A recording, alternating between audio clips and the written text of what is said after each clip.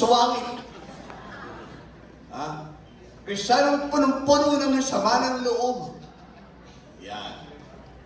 Not because you're a Christian, you are automatically possessing the attributes of God's love. That is patient, that is kind, that is not rude.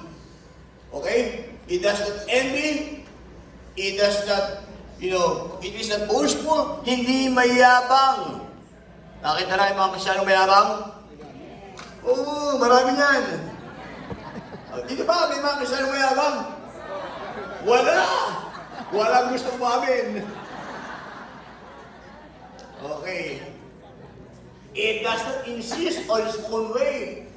It is not irritable or resentful. Sabi nila, pag tumatanda ka daw, madali kang maimbiyerna. Mainipin ka. Madali kang mag-wisit. Buti na lang, walang ganon sa senior years. Hindi kayo mainipin.